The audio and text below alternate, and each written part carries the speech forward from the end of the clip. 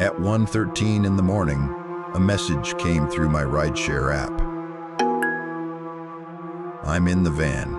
Please drive." I looked over my shoulder. The second row was empty. The third row was folded down under a gray moving blanket. Nobody was in my van. Then I saw the other blue Sienna parked across the lot. Same color as mine. Same year, or close to it. Same cracked left tail light. And when it rolled forward just enough for its plate to catch the light, I noticed something worse. The plate was one letter away from mine. Welcome to the last broadcast, where some stories were never meant to be heard.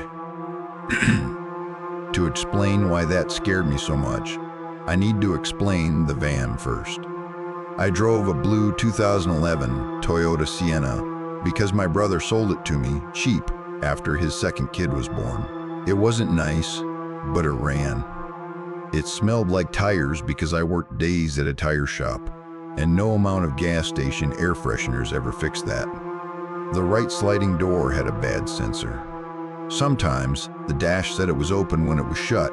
Sometimes it didn't say anything at all. I didn't think much about that back then. That night had been slow. 2 airport rides, a drunk couple whisper fighting in the back, one guy who tipped me $3 in quarters and told me not to spend it all in one place. Then I got a pickup at the North Line Park and Ride. Passenger name, Mina. No photo. The note said, "West Shelter only. Don't flash headlights."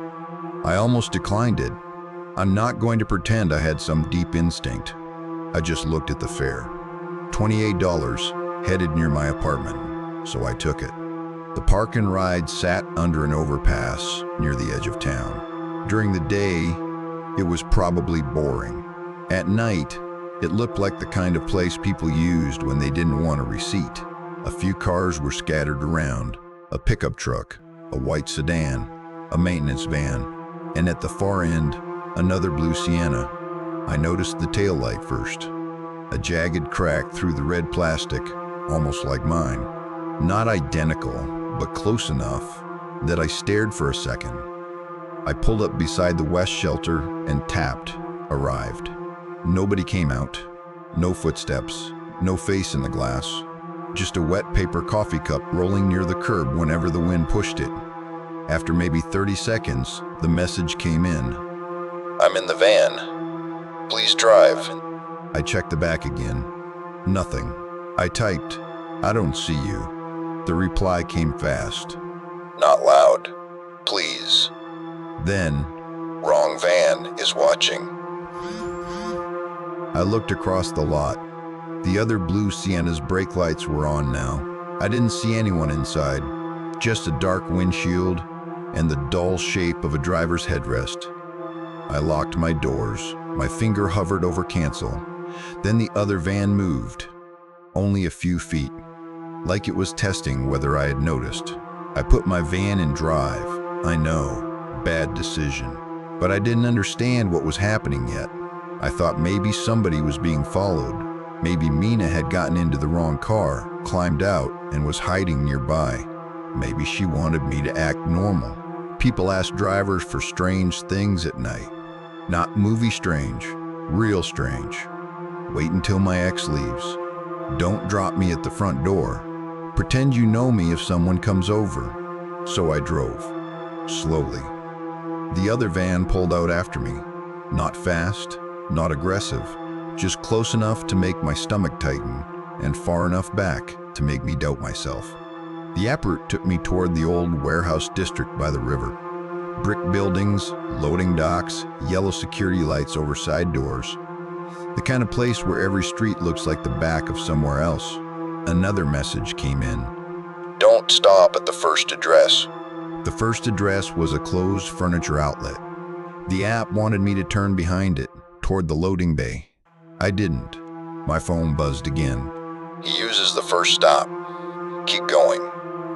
That made the whole thing feel less like a glitch, more like someone had done this before. At the next red light, I heard a soft scrape behind me. Not a footstep, not breathing, more like fabric sliding over plastic. I looked in the mirror. The gray blanket in the back seemed lower on one side. I said, quiet enough that I barely heard myself, "Mina?" No answer. The sliding door light flickered once on the dash, then went off. I kept one hand on the wheel and one hand near my phone. I called support first, which was useless. A recorded voice. Menu options. A cheerful hold tone that made me hate every person who had ever owned a xylophone. So I hung up. That was when the other van passed me. It came up on my left at the light and rolled forward just enough for me to see the driver through the side window. Dark cap, gray work jacket, red lanyard. He didn't look at me. He looked at my back seat. The light changed. He drove ahead and turned right. For a minute, I thought he was gone. Then my passenger sent, "He knows you didn't stop." I pulled into the first open place I saw, Hillside Market. It was a corner store with harsh lights, lottery signs, and a cashier behind thick plastic. I parked near the front because I wanted cameras. I wanted witnesses. I wanted anything that felt normal. Inside, I bought gum I didn't want. The cashier watched me from behind the glass. Then he looked past me toward my van. "You with the other guy?" he asked. "What other guy?" He pointed with two fingers, not even trying to hide that he didn't want to be involved. "Blue van was here maybe 10 minutes ago. Guy came in asking if another blue van had pulled up yet." I just stared at him. The cashier lowered his voice. "He said you were his brother." Outside, my van sat under the lights, completely still. I walked back slower than I wanted to. The other blue Sienna was nowhere in the lot, but that didn't make me feel better. I opened the passenger side sliding door. The gray blanket was bunched near the folded third row. I lifted it. No person, just my tire shop hoodie, an ice scraper, and a black prepaid phone wedged deep into the side cup holder. It wasn't mine. The screen was on. A map showed a blinking dot. My van. Before I could think it through, I picked it up. The Rideshare app on my own phone chimed. A message came in from Mina. "Put it back." "He tracks that, not me." From the very back of the van, under the folded seat, someone whispered, "Please." The cashier heard it. I know he did because the little bell above the store door jingled once, and when I looked, he was already backing away from the glass. I moved the blanket again. A woman was curled in the footwell behind the folded third row. Hood up, one sneaker missing. Face turned away from the parking lot lights. I said, "You need to get out." She shook her head fast. "No, not here." "Been where?" "Police, side entrance, not the front lot." That answer bothered me, not because she said police, because she already knew which entrance she wanted. I asked, "Who are you?" She swallowed hard. I got in the wrong blue van first. Then she pressed her hand over her mouth like she'd said too much. I closed the sliding door and got behind the wheel. I called 911 as I pulled out. What's the emergency? The dispatcher asked where I was, then asked if the woman was hurt. I looked toward the back. Mina whispered, "Don't say details. Not yes, not no, just that." The dispatcher told me to drive to the nearest precinct if I could do it safely. She stayed on the line. The precinct was 11 minutes away. My rideshare route still wanted Merrill Street storage. 6 minutes away. I ignored it. A message came in from an unknown number, not through the app this time. "You have the wrong passenger." Then another. "Pull over and I'll take her." I didn't answer. At the next intersection, the blue Sienna rolled up beside me. Same cracked taillight, almost the same plate.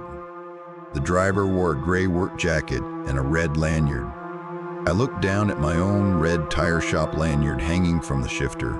Same color, same cheap plastic badge clip. Mina whispered, "Don't look at him." So of course I did, just once. He was staring straight ahead, calm as anything, like he was waiting at a school pickup line. Then he smiled. Not at me, at my rearview mirror. When the light changed, I wanted to floor it. I didn't. I drove exactly the speed limit, used every signal, kept both hands on the wheel so hard my fingers hurt. The other van stayed next to me for half a block, then fell behind, then turned off. Mina made a small sound from the back, not relief, more like she'd been bracing for a hit that didn't come.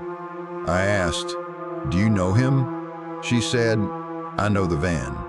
That was all she gave me. The precinct had a side entrance with a blue call box and a camera above it. The dispatcher told me to pull under the light and keep the doors locked.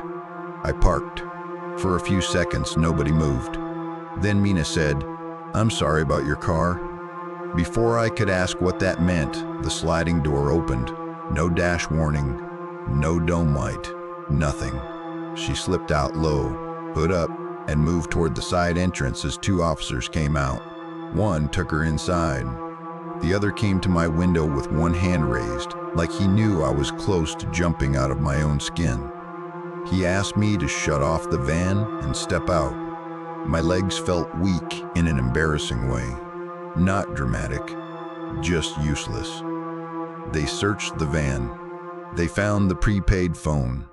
Then a second phone taped under the rear bumper. Then a magnetic plate cover hidden inside the jack compartment. The plate printed on it was mine. Exactly mine. The officer asked where I worked. I told him.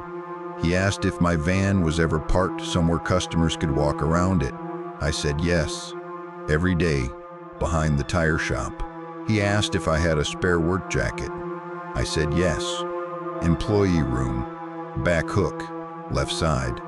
He wrote that down. I didn't understand why until the next afternoon. A detective called and told me not to discuss details online, so I'm not using real names. I don't know what happened to Mina after that night. I was never told much, but I did go back to the tire shop. My spare jacket was gone. The hook was empty. My manager said, "Didn't you grab that yesterday?" I said no. He checked the back camera. Near closing, a man walked in wearing a red lanyard, passed the front counter, went straight into the employee room, took my jacket, and left through the bay door. Nobody stopped him. He moved like he belonged there. That was the worst part of the footage. Not sneaky, not rushed, comfortable. I stopped driving rideshare that week. I sold the van a month later to a mechanic who didn't ask many questions because I gave him a stupid price. Before he picked it up, I cleaned everything out.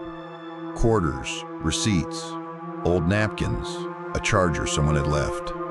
Under the folded third row, jammed between the carpet and the seat bracket, I found a folded gray work jacket. Not mine from the shop. The one he had been using. My name patch had been peeled off and stuck back on crooked.